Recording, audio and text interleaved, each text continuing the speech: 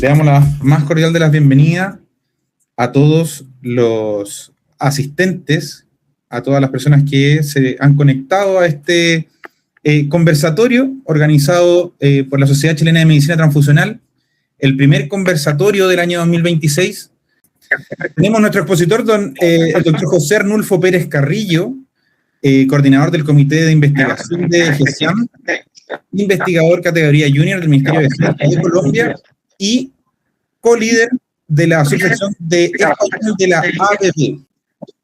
Bienvenido. Bueno, ante todo, primero, muchas gracias a Dr. Juan por la invitación. Digamos, para mí es un placer comenzar, digamos, a apoyar estas nuevas sociedades como la Sociedad Chilena de Medicina Transfusional.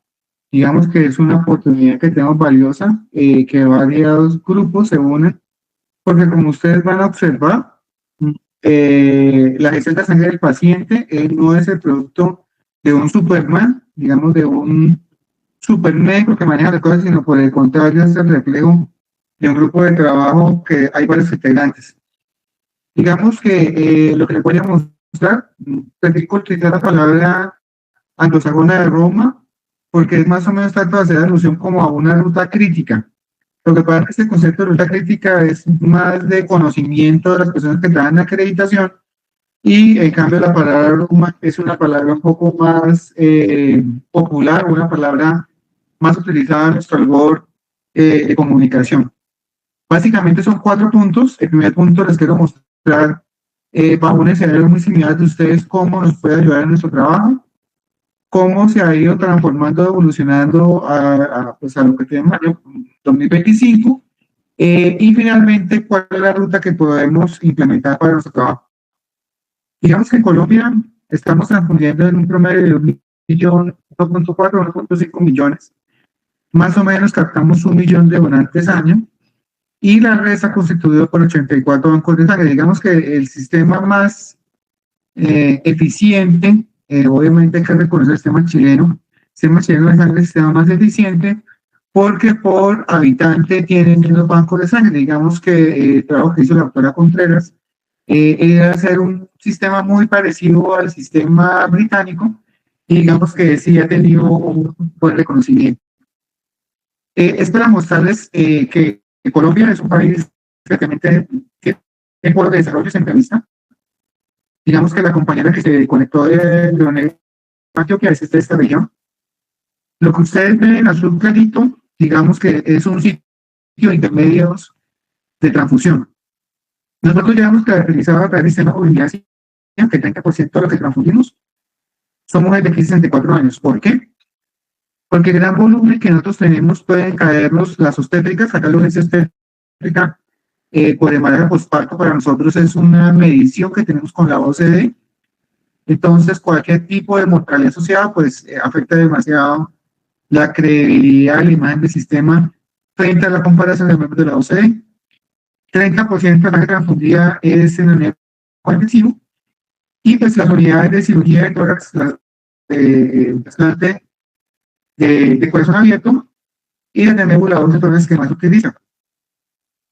Nosotros ya tenemos caracterizado, digamos con unos 8 años, observando nuestras curvas, más o menos, Colombia transfunde entre 4 o 5 componentes por egreso promedio año.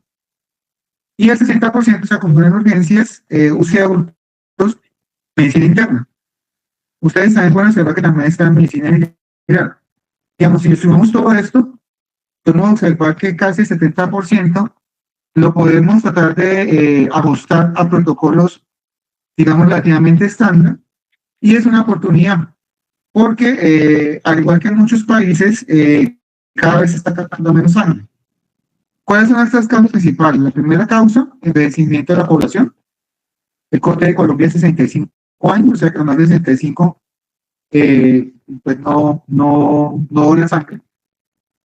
Posteriormente son acá dona sangre más de 18 años. Nosotros no hemos implementado lo que ve en la última guía de selección, que trabajamos fuertemente con el doctor Mauricio Beltrán, el 2024, que personas entre 16 y 18 años podrían tornar con el consentimiento de los padres.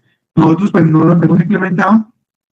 Y la tercera es que la población entre más o menos de los 20 a los 30 años está volviéndose un poco más detractora hacia la transfusión, hacia la donación, perdón.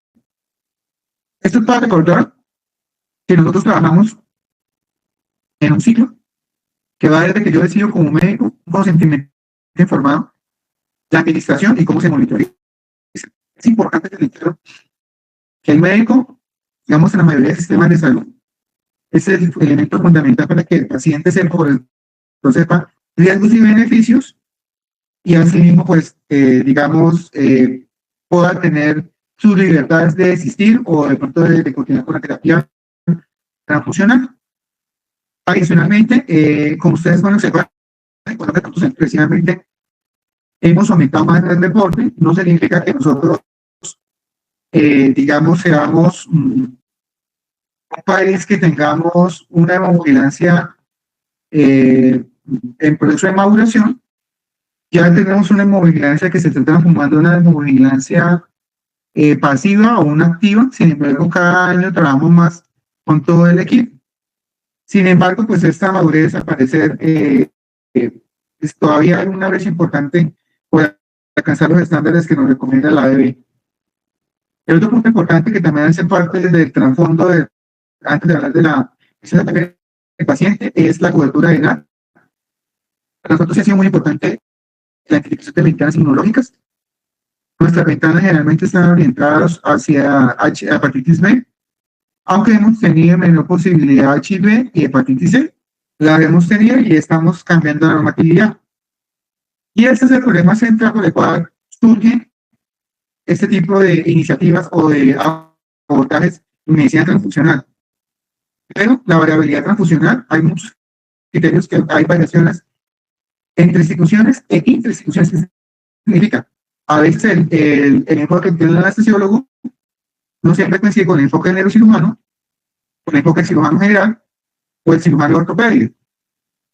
Los documentos también pueden haber cierta heterogeneidad, aunque la mayoría de países sacan guías.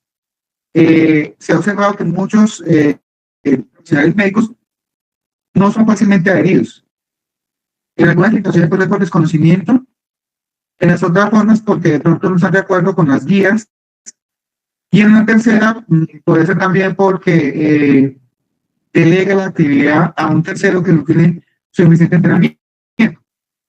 Además, hay un riesgo imprevenible sobre todo lo que está, sobre todo las reacciones alérgicas cuando tenemos antecedentes, o las hemolíticas tardías, o trágicas tardías, podrían ser prevenibles. Y obviamente que hay una sostenibilidad del riesgo. ¿Por qué? Porque cada vez hay una presión creciente sobre todo el grupo, desde médicos patólogos clínicos, desde los no técnicos médicos, los bacteriólogos, y los de enfermería, y los docentes de enfermería, y los promotores para tener, digamos, sangre oportuna y segura. Entonces, digamos que el Personal Management, aunque más o menos lleva en un proceso de implementación, vamos ya para los 30 años, digamos que la OMS lo estandarizó en el año 2021, un documento que estuvo traducido en 5 idiomas, incluso en español, que es la urgencia de implementar la gestión de sangre del paciente. A raíz de eso, nosotros cambiamos el lenguaje. Algunos éramos muy irregulares, decíamos programas de ahorro de la sangre, bueno, y ya quedamos con el concepto de programas de gestión de sangre del paciente.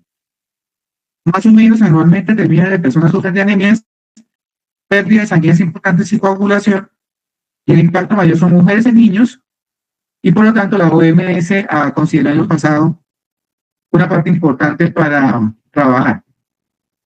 ¿Qué se identificaron las brechas en los procesos de autoevaluación para acreditación? Hemos identificado que la documentación no es estandarizada, es decir, hay registros clínicos que no son comunes y que no son fácilmente trazables. Segundo, auditoría clínica insuficiente. Nosotros hemos tratado de implementar una auditoría por pares porque creemos que un médico debe ser auditado por otro médico, o un profesional de enfermería por parte de enfermería, y un profesional de laboratorio por parte del laboratorio. Sin que esto implique, al final del ejercicio, no afecta a los tres aspectos. Realmente el virus sí va a afectar a los tres aspectos porque siempre vamos a encontrar algunas brechas que podemos mejorar. Pero la habilidad de la prescripción, pues cada vez estamos trabajando más fuertemente, digamos que las grandes asociaciones como la ABB, el ISBT, el Instituto de Medicina de Reino Unido, el gobierno francés, el Instituto Transfusional en Barcelona, perdón, en Italia, el Centro Nacional de Transfusiones de México, ustedes también como ministerio, han tratado de tener, digamos, una claridad sobre la habilidad de la restricción. Sin embargo, quedan faltando algunos detalles por superar. ¿Cuáles son? La dosis, tiempo de administración. Y el otro gran problema que tenemos, y estamos fuertemente, es que estamos dando toda la parte de transmisión, que es la interoperabilidad. Ustedes son de los países que más tienen cubrimiento de esta problemática. Digamos que ustedes ya han ido como mostrando, digamos, algunos como la clínica Los Condes, entre otras clínicas, que tienen sistemas de acreditación internacional, que ya han mostrado que esto se ha mejorado. Sin embargo, no es uniforme, es muy heterogéneo en sus países y hay que buscar que el gobierno genere iniciativas a tener estas clínicas electrónicas públicas. Eso nos va a ayudar muchísimo, sobre todo para hacer trazabilidad de pacientes que han tenido RAT severas o especialmente TACO o anafilaxia, que son las, digamos, que las más difíciles de manejar cuando las tenemos.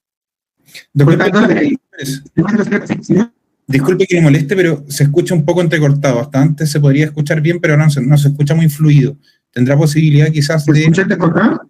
Así es. Voy a un momentico a apagar la cámara. Que tal vez consume un importante de datos. Listo. Entonces voy a continuar sin cámara. Ahorita más tardecito la vuelvo y la activo de nuevo otra vez. En algún momento, ya listo. Ahí se entonces recordemos. Muchas gracias.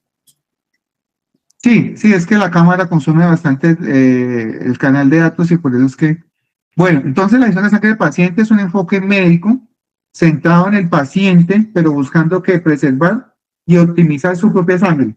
Digamos que hasta más o menos hasta el 2010 se pensaba que la transfusión que tenía más impacto era aquella que no se realizaba. Pero desde el año 2011 hemos observado que eso no se observa, porque eso no es verdad. Realmente la transfusión que realmente tiene un verdadero impacto es la que se utiliza bien en el tiempo adecuado, en la dosis adecuada y el componente que corresponde. Busca reducir necesidades transfusionales y mejores resultados clínicos. Y obviamente, pues ya incluso están hablando de blood health o salud de la sangre, porque ya están considerando la sangre como se puede trasplantar como un órgano individual del cuerpo humano, como es la piel o como el intestino, entre otras situaciones. Digamos que básicamente se conocen tres pilares. El primero es el manejo del diagnóstico y manejo de anemia perioperatoria, controlar el sangrado con la cirugía mínimamente invasivas y evitar transfusiones innecesarias.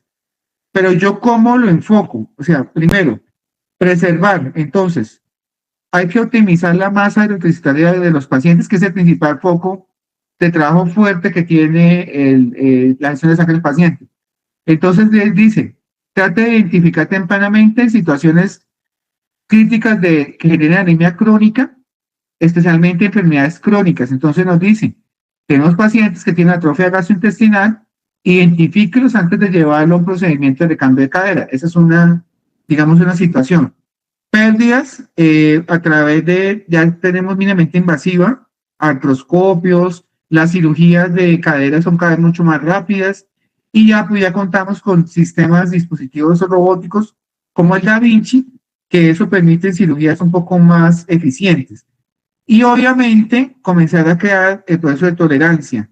Es decir, no todo paciente que está en 6 puedo llevar a 10. Yo ya tuve este año un caso que tuvimos un cuadro anémico y los intensivistas al cuadro anémico lo rápidamente revirtieron prácticamente en 10 y 12 horas y el paciente hizo TACO. Pero realmente no era TACO, lo que hizo fue un desacoplamiento debido al cuadro anémico. ¿Por qué? Porque el corazón ya está crónicamente manejando de forma su trabajo de bomba y al colocar abruptamente el volumen globular para subir la hemoglobina, pues el corazón que tiene hipertrófico, que están dilatados y no alcanzan a adaptarse.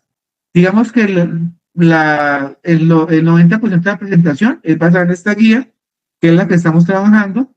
Básicamente se enfoca en 3 aspectos, en la parte que yo les dije preparatoria, que es identifique la anemia y trata de mirar técnicas como la hemodilución hemovolémica y trabaja en para la cirugía. Estrategias intraoperatorias como rescatador de células y obviamente el uso de tomografía para las pruebas viscoelastográficas para optimizar el uso de componentes plasmáticos y finalmente sáquelo con un plan de trabajo, con un plan de recuperación para evitar complicaciones. Por lo tanto, las directrices se centran en una evidencia para mejores resultados y la seguridad del paciente en todo el proceso. Entonces la OMS saca 3 nomotecnias. La primera nomotecnia son las 3P y las 3S. Las 3P, digamos, es para generar una adecuada práctica clínica que sea acorde a nuestros pacientes. Entonces dice, haga promoción, protección y prevención, que son las 3P. Y las 3 son, busque evidencia, busque de economics outcomes, que es beneficio económico, y busque que todo sea manejado desde el punto de vista ético para que no sea manipulado en algún momento por casas comerciales o presión del mismo sistema. Y adicionalmente diseñó un sistema en 8. Para el caso práctico de esta presentación, solamente vamos a hacer a la parte inferior del 8, que es el desarrollo de champions o desarrollo de pilotos que conduzcan a un sistema individuales de atención que cuenten con esto. ¿Qué busca? Guías estructurales para implementar a nivel de la acción de sangre a nivel nacional o regional, crear fases con pasos secuenciales para gobierno y organizaciones, que esto es lo que nosotros estamos implementando. Nosotros estamos aprendiendo los pasos que vienen en la parte inferior del 8 y tratar de crear una red de actores que relativamente en Colombia ya estamos articulados a través del Instituto Nacional de Salud, a través del trabajo de la doctora María Isabel Bermúdez y la doctora Magda Juliana. Nosotros pues primero preparamos el sistema, ya el que más va adelantado va a ser México. México ya tiene su comisión de revisiones, las políticas. Nosotros estamos próximos también a comenzar a llevar eso en el Congreso. En el Congreso ya se están discutiendo políticas nacionales. Obviamente, esto ha sido liderado más en Colombia por la Asociación Colombiana de Fisiología, pero nosotros también estamos también como acobasmetas de esa parte de apoyo. Educación a los profesionales y acceso a los medicamentos. Ahora viene la parte que más quiero que ustedes recalcan, que es crear campeones o champions locales que lideren proyectos hospitalarios o centros. Describían en el documento de la OMS que tiene que ser, digamos, instituciones que por su complejidad que tienen trasplante de médula ósea, trauma, o que tengan departamentos altamente complejos de medicina interna o quirúrgicos, digamos que esos son los que tienen que comenzar a llevar la batuta para que los centros de atención primaria, las APS, comiencen a atenderse desde ahí, porque el médico de atención primaria, el médico familiar o el médico rural debe detectar eso antes de que llegue al centro de remisión. Digamos que en los sistemas de salud por las colas de espera podría estar en un proceso de 3 a 4 meses en llegar a un centro de referencia. Entonces aprovechar los 4 meses para recuperar la masa eritrocitaria. Ir recuperando datos y hacer evaluación. Posteriormente, después de estos pilotos, comenzar a sacar, ampliarlos a todos los niveles, crear certificaciones profesionales de acreditación. Cuando ustedes tengan la oportunidad, ya se cuentan con cursos con la West Australia University, que fueron implementados por los creadores del BPM, y fomentar las investigaciones clínicas y el manejo de estas a través de un modelo de mejora continua. El documento ya viene con kits para ajustar a países con ingresos bajos, medios altos y altos. Y también ya viene kits para poblaciones especiales, pediatría, obstetricia y trauma. Aunque en pediatría también contamos con documentos públicos del sistema australiano de sangre y no holandés, y los que tienen posibilidad de pago pueden adquirir también las guías del NICE para pediatría que fueron actualizadas en el año 2024. y pues eso facilita esa parte. Entonces, la parte preoperatoria, entonces lo tiene más que todo en la mano, lo tienen los anestesiólogos en el proceso que se está identificando y obviamente el médico cirujano. Dentro del área quirúrgica que tenemos, minimización de la pérdida, pues a través de una hemostasia meticulosa, el uso del electrocauterio y tratar de evitar el sangrado vacuo o en capa. Eso es más labor de la parte quirúrgica. El salvador de células también es súper importante porque, digamos, nos ayuda bastante, en especial cuando aplicamos previamente la normolución hemovolémica y el uso de las pruebas viscoelastográficas que también podrían ser un factor importante. ¿Qué cuidados toca hacer en el posoperatorio? Monitorizar la hemoglobina, estar siempre buscando o adoptar una postura restrictiva acerca del uso de la sangre, tener guías, prevenir las complicaciones. Básicamente, las complicaciones son 4, las más importantes. Primero, digamos, disminuir la pérdida. Segundo, evitar la contaminación y riesgos de infección. Tercero, tratar de evitar los sangrados en capa. Y como cuarto, evitar aquellas reacciones por sobrecarga.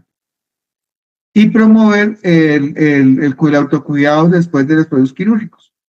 Digamos que los estudios que se tienen en Estados Unidos de economía de la salud y de ahorro de la sangre, se ha identificado que con el uso del VPN en 2 años, en varios centros de Estados Unidos de alta complejidad, ha reducido un 30% las tasas de transfusión, ha reducido el uso en 34%, y como ustedes ven, los costos en miles de dólares son importantes.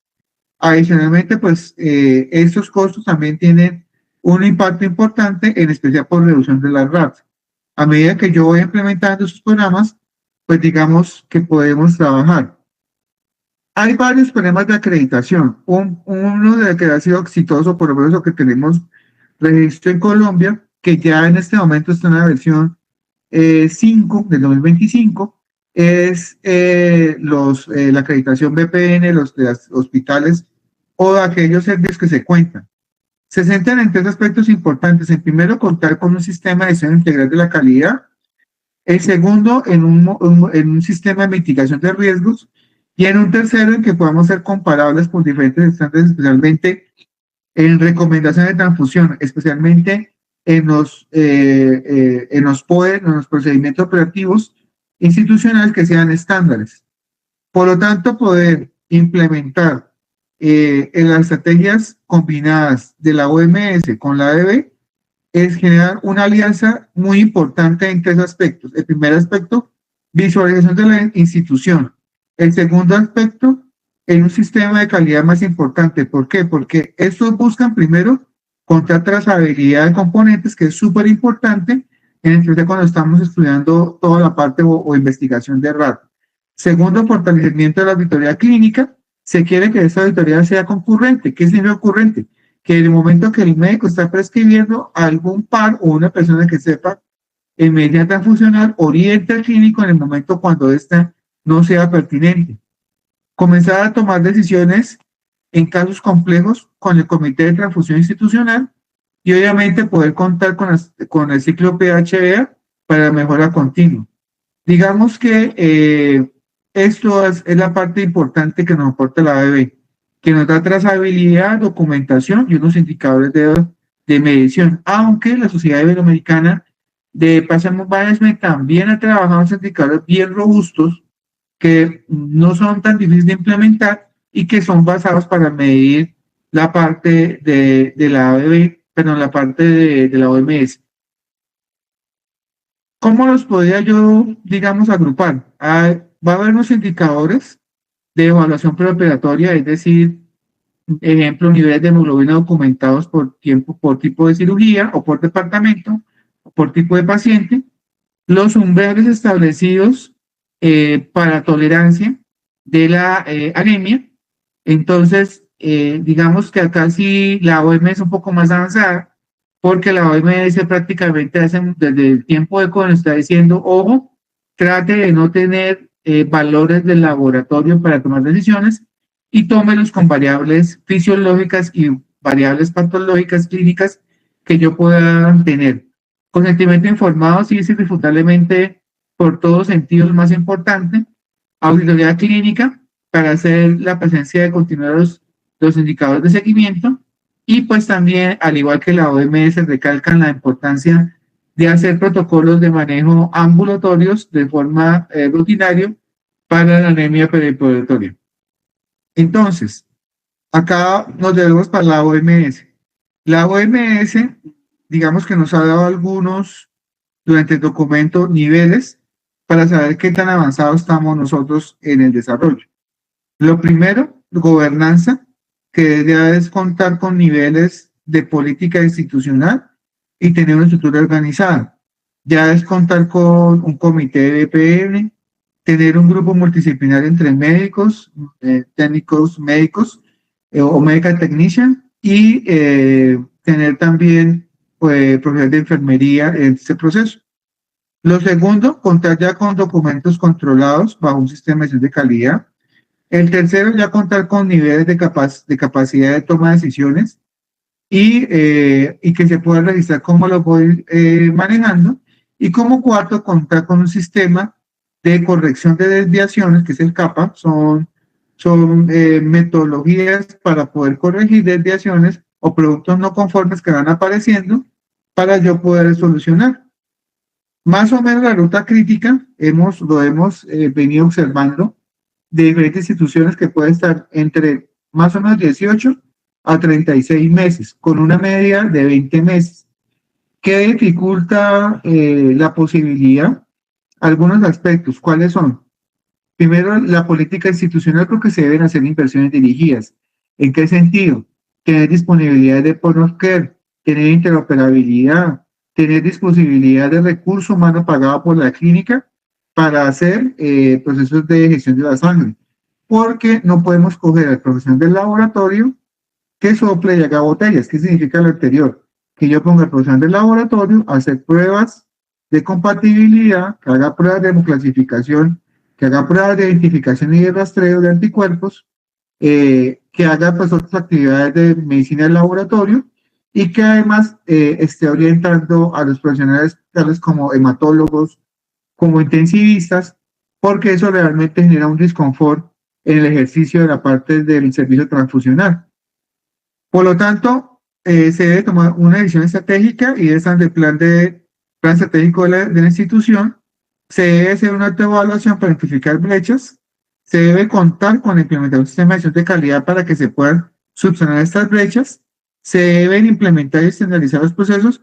Se debe capacitar a todos los actores, no solamente a los del laboratorio, también al personal de enfermería, incluso a alguna capacitación no tan compleja a los técnicos de enfermería, y obviamente que todos los niveles a nivel hospitalario manejen los partes médicas un lenguaje relativamente similar. Es decir, que no todos lo deriven para que transfundan a hematología o que estén solicitando interconsultas a medicina interna para la toma de definiciones. Auditoría interna para corregir los productos no conformes y pues se puede pedir la evaluación por la OEB. ¿Cuáles son los requerimientos grandes para poderse acreditar? Contar con un manual de calidad, contar con procedimientos operativos estandarizados y actualizados, tener un plan de capacitación y que sea dentro de la cultura de las personas un buen ejercicio, indicadores trazables y trazabilidad en todo el trabajo. ¿Nosotros qué tenemos? Pues nosotros, pues, el pionero fue en Bogotá, un hospital público que se llama Hospital Santa Clara, que era un hospital dedicado a tuberculosis, pero que después se volvió un hospital general de la República de la Bogotá. Posteriormente lo hizo Simón Bolívar, que es un centro que maneja más que todo la parte de quemaduras de la capital, más o menos somos unos 10 millones de personas. Entonces ahí están los departamentos de manejo de quemaduras, que no es fácil de manejar. Hay un banco privado distribuidor, que es la Cruz Roja Colombiana Seccional Bogotá, que fue recientemente certificada, acreditada, y la Clínica de las Américas. Nosotros estamos haciendo un trabajo primero de adelantar 2 certificaciones, Blood Collection, que es el que tiene la Cruz Roja, y adelantar Blood Service en 2 clínicas de alta complejidad, Y cuando se cuente con esa, pues se va a pasar al siguiente paso, que es contar con VPN en esas dos clínicas. Por lo tanto, ¿qué esperamos? Una mejor pertinencia, menos reacciones adversas, una optimización de los inventarios porque tenemos menos inmigración y una sostenibilidad real a largo plazo. ¿Qué problemas hemos tenido? Muchísimos. Primero, la interoperabilidad que les conté, o sea, que no está conectado al sistema de información del servicio transfusional con el sistema de información, el récord electrónico de la historia clínica. No todas nosotros contamos con eso, porque eso facilita tener trazabilidad de muchos pasos. Segundo, hay médicos prescriptores que tienen resistencia al cambio, sobre todo aquellos médicos que lleven ejerciendo medicina, podemos decir, más de 2 o 3 décadas, incluso aquellos que son especialistas en el área de soporte transfusional, o sea, hematólogos, que son, algunas veces son refractarios. Tenemos una cultura de auditoría porque se asumen en algunas situaciones que es punitivo y esto no es punitivo, o se siente que hay un cierto acoso laboral y que falta una estandarización por la parte de los lineamientos. Entonces, ¿qué arrancamos? Entonces arrancamos con unos indicadores básicos, que es una hemoglobina prepiratoria en los centros ambulatorios, tener identificados umbrales restrictos, especialmente en aquellos pacientes cardiópatas, identificarlos. Esto ya lo tenemos solucionado desde el tiempo del COVID, que tenemos una pérdida hasta el 60% de los donantes, que nosotros transfundimos unidad por unidad. ¿Qué implica lo anterior? Yo transfundí glóbulo rojo en un paciente de 60 años con hemoglobina de 6, espero un periodo más o menos de 4 a 5 horas a que mejore su condición clínica, y luego evalúo, yo espero que los gases arteriales mejoren, que mejore su trabajo respiratorio, que consuma menos inotrópicos o menos aminas vasoactivas. Si esto no se produce, ese tipo de resultado, pues ya paso a una segunda unidad y no tengo que estar cada vez que yo transfundo estarlo sangrando. Parámetros tales como la saturación periférica, gases arteriales midiendo el ion gap, midiendo el grado de oxigenación de la sangre arterial, midiendo el trabajo respiratorio en el ventilador, en la cantidad digamos, de presión inspirada o de nivel de saturación, con un nivel al 100%, digamos que es la PAFI, pues digamos que todos los parámetros nos permiten fisiológicamente determinar cómo va evolucionando. Asimismo, nosotros ya tenemos un sistema de el ISBIOS, que es Maximum Schedule Block Operating Surgery, que significa que es unas reservas básicas máximas para lo esperado. Entonces nosotros en las caderas, nosotros ya no reservamos sangre para la cadera. Nosotros lo que hacemos es, clasificamos al paciente, le corremos unos rastreos irregulares, si encontramos alguno, lo detectamos y tenemos una sangre que más o menos sea compatible con su fenotipo, y lo que hacemos es cuando necesita el cirujano, simplemente con la muestra que tenemos, que la podemos tener hasta 72 horas, por normativa colombiana, hacemos la prueba cruzada y despachamos la sangre. Y eso pues optimizamos el proceso de tener grandes reservas porque son pérdidas para la clínica. Y obviamente tratar de ser una buscativa de anemia. Entonces, ¿qué le buscamos nosotros? Una trazabilidad casi completa, un descarte cero y un porcentaje de cierre de acciones correctivas y preventivas, que es lo que traduce CAPA en inglés, para los elementos no conformes. Entonces, digamos que ese es el principal enfoque. ¿Qué otros podemos tener? Podemos tener unos indicadores más groseros y orientados más hacia la gestión de sangre del paciente, que es la tasa de reacciones adversas por tipo de reacción, por tipo de componente, por tipo de severidad y por tipo de imputabilidad sobre 1000 pacientes transfundidos, tratando de buscar que esta tasa esté por debajo de 8 reacciones por 10.000 pacientes transfundidos mensuales. Las transfusiones que tengan una RAR severa, y nosotros en Colombia en el año 2023 ya adoptamos el Manual Internacional de Hemovigilancia, de la Red Internacional de Hemovigilancia. Nosotros ya tenemos esas definiciones surgieron de la ISBT, pero son muy similares a las definiciones de RAR que actualmente están en los manuales clínicos de la ABB. hacer tener trazabilidad completa de los componentes cuando hagamos las pesquisas, tener unos descartes por debajo del 2%, especialmente de glóbulos rojos, tener una resolución de los eventos no conformes por encima del 95%, tener documentado en la consulta operatoria por lo menos el 90% de los pacientes con hemoglobinas ya medidas, que el 60% más del 60% de las transfusiones sean el mayor porcentaje de participación de unidad única transfundida o una monotransfundida, y adicionalmente tener una tendencia que se mide cada 3 meses hacia la negativa de uso de unidades por paciente intervenido por cada procedimiento. ¿Qué riesgos tenemos en esta implementación? Que se quede solamente en documentación, que quede una acreditación vacía, que realmente no genere cultura de cambio y cultura de seguridad de paciente.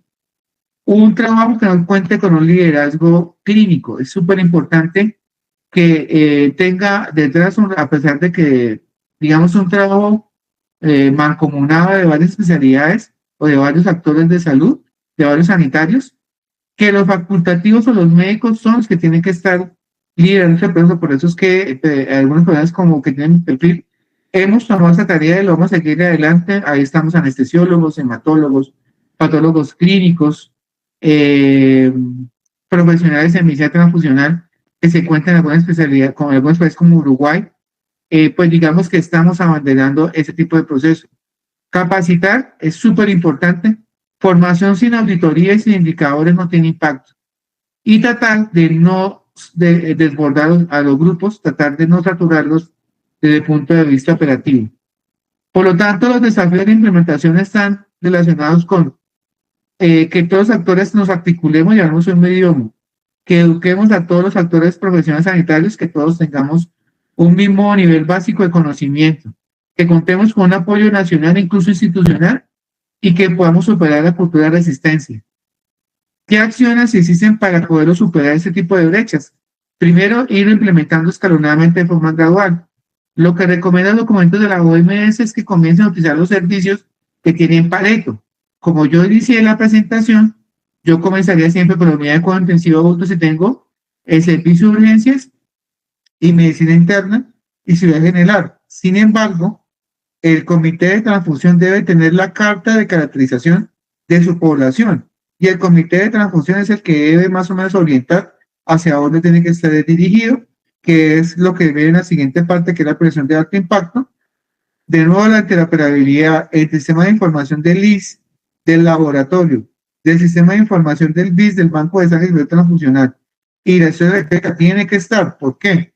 Porque nosotros en Colombia, desde que contamos con CIEVI, hemos ido aumentando, alimentando y ya tenemos más o menos un número importante de población multitransfundida que ya entra, ya le estamos colocando componentes filtrados o componentes inactivados o irradiados dependiendo de su riesgo para contaminación bacteriana u otras asociadas. Las hemolíticas no tardías, la ferina hemolítica o aquellas hemolíticas que pueden ser representantes importantes como la anafilaxia. Y obviamente pues debemos contar con comités activos de VPN. Por lo tanto, la ruta para poder implementar se debe primero tener una evaluación y contar con los PES que tenemos, comenzar a tener capacitación de equipos, contar con protocolos bien definidos, tratar de adaptar los demandos o dashboard que me permitan básicamente cumplir con la trazabilidad de seguimiento y obviamente pues tener la auditoría de estos mismos. Por lo tanto, se han medido algunos niveles de básico intermedio y avanzado y básicamente lo que está enfocado es en el cumplimiento de los anteriores. Finalizo con decirlo que el impacto global del VPN reduce la mortalidad, la morbilidad y la estancia hospitalaria.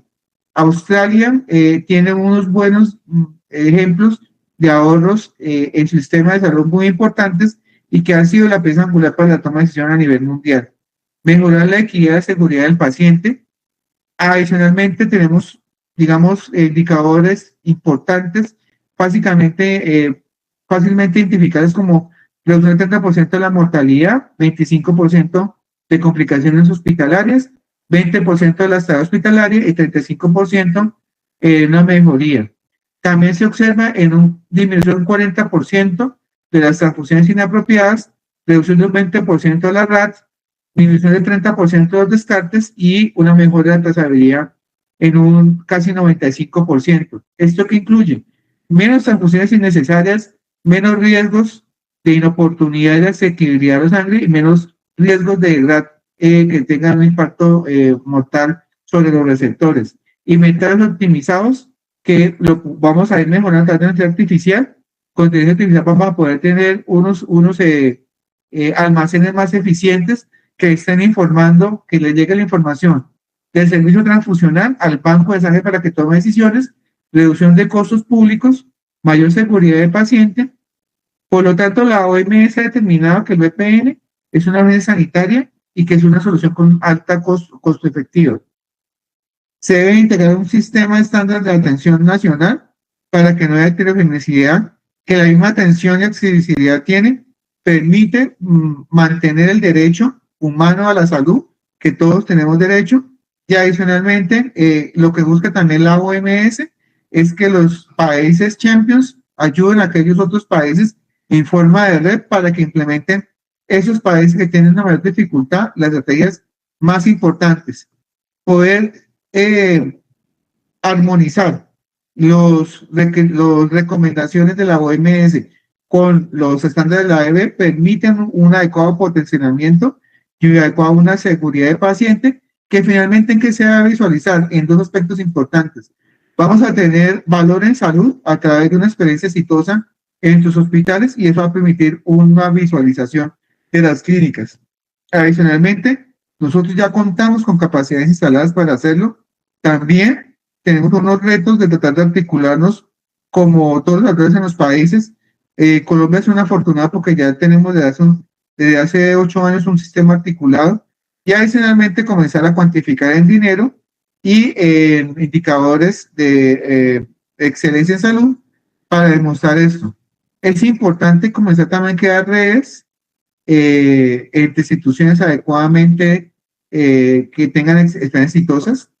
Como les dije, priorizar servicios, tratar de fortalecer e invertir en interoperabilidad, porque eso es una fuerte inversión, ya no sea sino del Estado o de las instituciones prestadoras de salud, o sea, las clínicas, y contar con dashboard nacional.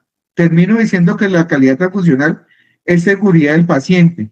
La gestión de sangre del paciente es la evolución natural de la medicina transfusional del siglo XXI, de tratar con sangre a tratar con pacientes.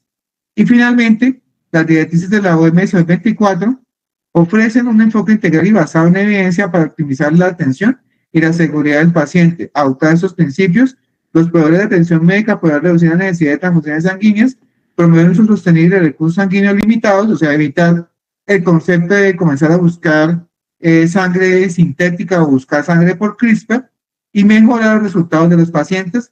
Así, la implementación exitosa de VPN requiere un esfuerzo multidisciplinario entre los diferentes equipos. En el QR están las referencias, son 35 referencias. Traté de hacer la presentación más didáctica porque de pronto, si lleno de referencias, de pronto puedo generar pues menor confort en el momento de ver la presentación. Ahí les dejo mi teléfono y mi correo para que en cualquier momento me pueda contactar y quedo abierto al conversatorio de preguntas. Muchísimas gracias, doctor José Arnulfo Pérez Carrillo. Felicitaciones por su presentación, muy interesante, muy buena. Ahora daremos espacio al conversatorio. Les vamos a pedir, por favor, a aquellas personas que tengan alguna pregunta respecto al tema o que quieran aportar algo, les pido, por favor, que puedan activar su cámara, nos indiquen su nombre, institución o lugar donde trabaja y el país del que nos habla, ya que tenemos representantes de toda Latinoamérica. Así es que adelante. Guillermo, adelante, por favor. Hola, José Arnulfo, ¿cómo estás? Gusto verte, saludarte. Yo más aquí, más cercano sí. Con Marcelo, que hemos hablado esto de poquito. Sí, muchas gracias por tu presentación, una presentación bastante completa, un poco larga, sí, pero era necesario, ¿ya? Porque esto abarca, yo diría que desde la donación hasta la transfusión y finalmente el proceso es largo, ¿ya? Y cada uno de esta etapa, como tú bien lo comentaste, es extremadamente importante para el buen manejo de la terapia transfusional. Óptima, segura, ¿cierto? Bien indicada. Así que nada más que eso, pues, amigo. Te agradecemos, en lo personal te agradezco, ¿cierto?, esta invitación, que la hayas aceptado. Un tema bastante complejo de abordar, pero que tú lo supiste exponer de forma impecable. Muchas gracias. Acá sí tiene una pregunta sobre el testigo de Jehová. Digamos que la parte del testigo de Jehová, hay unos estándares que vienen de la Asociación de Estados Unidos de Testigos de Jehová. Básicamente es muy parecido. Hay que ver qué grado de acople está con su religión, con su culto. Hay unos muy ortodoxos que no permiten que apenas salga el paciente sea reinfundida. Hay otros más flexibles, menos ortodoxos, que se puede volver a reinfundir. Básicamente nosotros lo que hacemos es neumocía volémica.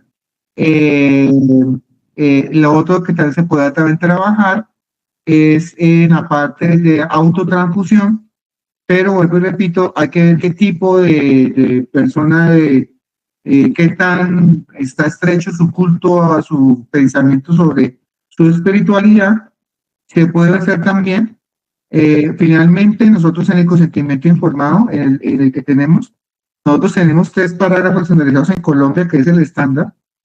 Luego viene el disentimiento, que es precisamente para ese tipo de personas, como testigos de Jehová. Y el tercero está para el evento de urgencia. Entonces, nosotros acá en el evento de urgencia, yo firmo el consentimiento como médico, dejo escrito para que el comité de transfusión, el comité de ética sepa por qué transfundir. Y luego yo después, con ese mismo consentimiento, busco a los familiares o espero que el paciente en las siguientes 12 horas se recupere en la UCI, esté consciente y firme. Entonces, y obviamente en la mayoría de las clínicas en Colombia sí preguntamos el culto. La mayoría, más dicho, el 100% de las clínicas acreditadas, que son como menos como el 60% de Colombia, las acreditadas, nosotros el 100% de las acreditadas preguntamos siempre el culto. Si somos de culto de Jehová, eso aparece en nuestra clínica en encabezado. Y hay sistema de información que genera alertas. Les puede colocar un código, o sea, una alerta amarilla o naranja, como haya determinado el comité de transfusión y el comité directivo gerencial de cada clínica.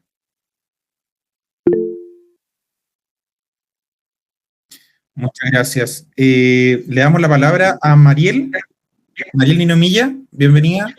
Tienes la palabra. No se le escucha, disculpe, está silenciada quizás. ¿Podría activar el micrófono? Bueno, muchas gracias, muy completa la exposición y nosotros estamos trabajando con la gestión de sangre del paciente, eso es el Hospital de Niños, y yo lo que quería saber en cuanto a la tolerancia a la transfusión, la experiencia en lo que sería el paciente pediátrico, que si bien hablan de los valores restrictivos, ¿no? De 7 a 9, y de pasar de una unidad, en el caso nuestro, que hacemos a 10 por kilo, que es la dosis, para el paciente pediátrico, si equivaldría a hacerle, en vez de hacerle a 10 por kilo, a hacerle a 5 por kilo al paciente y esperar respuesta, que equivaldría a pasarle una unidad para el paciente adulto. No sé qué opina sobre eso. Sí, digamos, BPN en los niños no está tan priorizado porque obviamente es cuando yo cojo toda la población, estamos hablando casi del 10% en algunas estadísticas. Sin embargo, como dice la doctora, es importante tener en cuenta varios aspectos. El primero, el grado de madurez del sistema cardiovascular. Yo no puedo extrapolar los mismos parámetros cuando tenemos un recién nacido o un neonato en el cual la volemia va a ser casi el 70% de su peso corporal. Y va a ir evolucionando. Entonces, ¿qué es lo que pasa? Los niños más chiquiticos tienen dificultades de tolerancia porque digamos, el gasto cardíaco estaba por la frecuencia cardíaca. Como el gasto cardíaco estaba por la frecuencia cardíaca, el corazón tiene poca reserva para responder cuando hay una gran descompensación. Por eso es que nosotros somos supremamente tan cuidadosos con la sangre de esos niños menores de 1 año, especialmente, pongámosle un corte menor de 5 miligramos. ¿Por qué? Primero, el riesgo de transmisión de citomegalovirus. Nosotros en la mayoría de países no tamizamos citomegalovirus, por eso filtramos las unidades. Segundo, la baja capacidad que tiene el sistema de compliance para potasio. Entonces utilizamos unidades frescas. La única indicación que estamos empleando en la mayoría de clínicas es sangre fresca solamente para recién nacidos.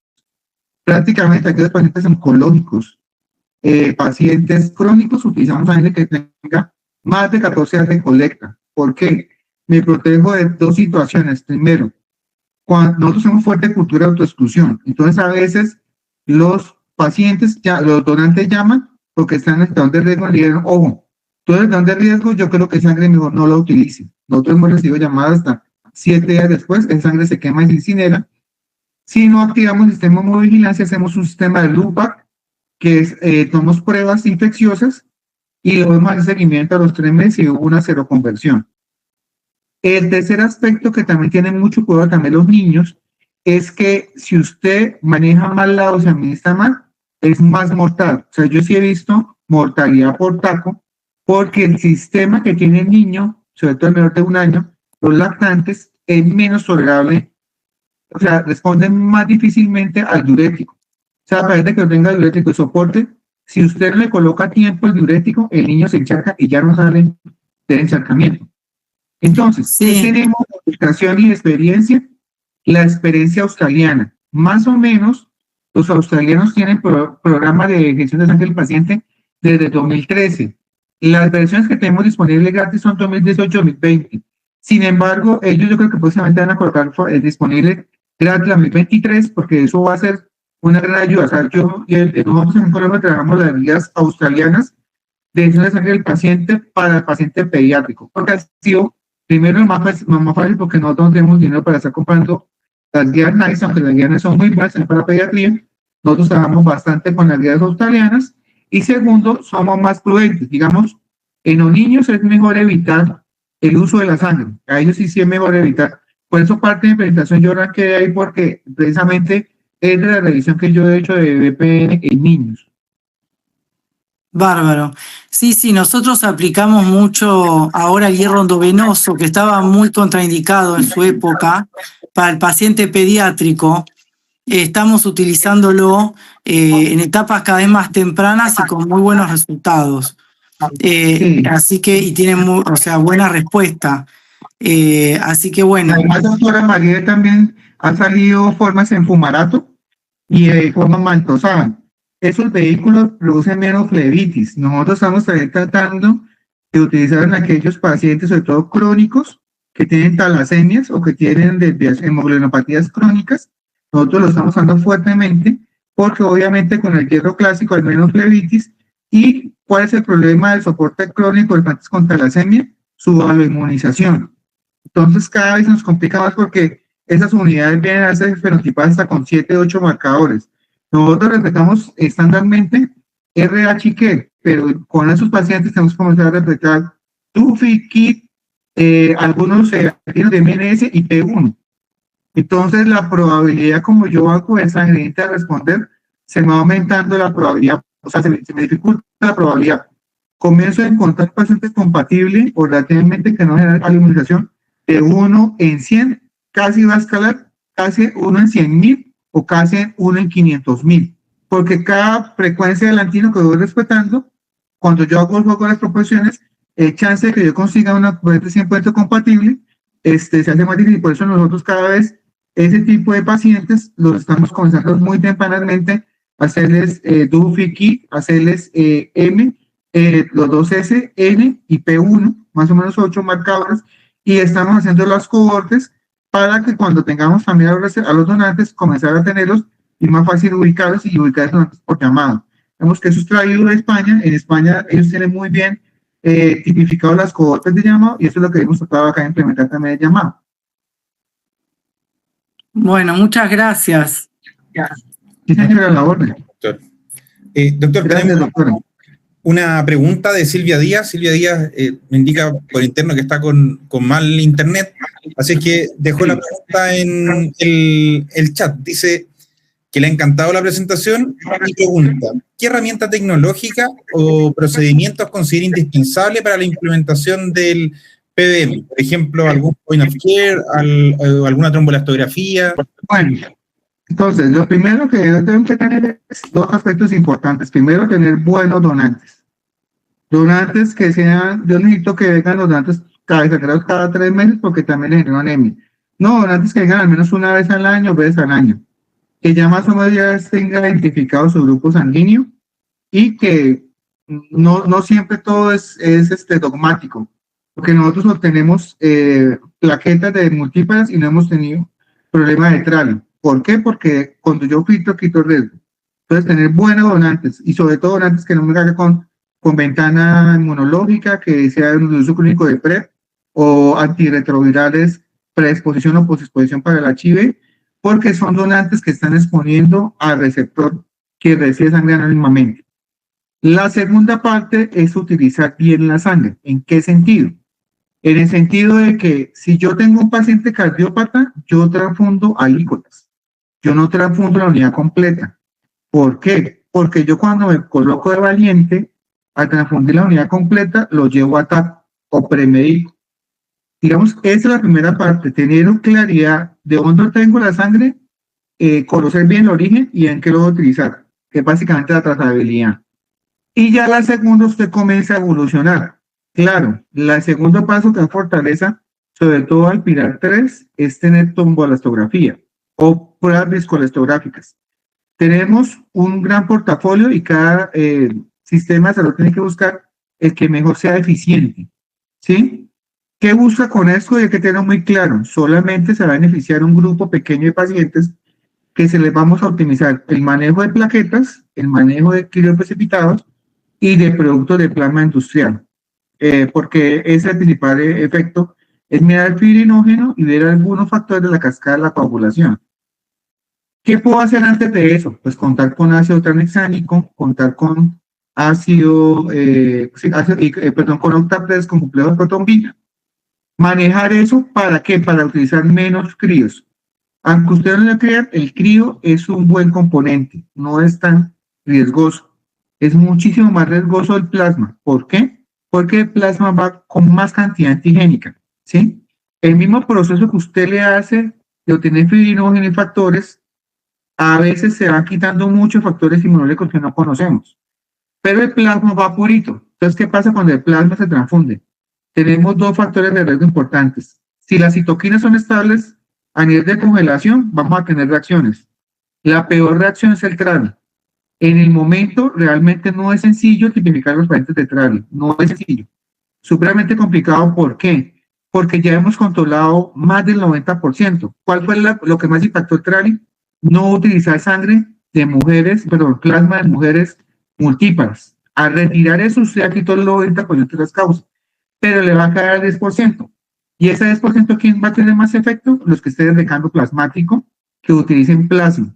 Cada vez la AFA, la Asociación Americana de Aféresis, da menos indicaciones por utilizar plasma y que utilicemos más albúmina de origen industrial o plasma industrial, que en su proceso de saponificación, por ejemplo, el plasma de la Universidad de Córdoba es muy bueno. Nosotros estamos verando cómo tenemos eso, poder tener ese tipo porque no tiene la reacción. Y finalmente acabo que definitivamente hay que tener otros sistemas de point of care, pero ya la cosa cambia en la parte de estructuración, se sabe ya desde la clínica, porque yo tendría que comenzar a tener centros ambulatorios que identifiquen tempranamente con equipos de point of care de hemoglobina y que ellos comiencen desde allá a manejar, pero es mucho más difícil y eso ya requiere un apoyo nacional, de que los ministerios de salud comiencen a invertirlos o los ministerios de las regiones o los departamentales comiencen a manejar ese tipo de cosas.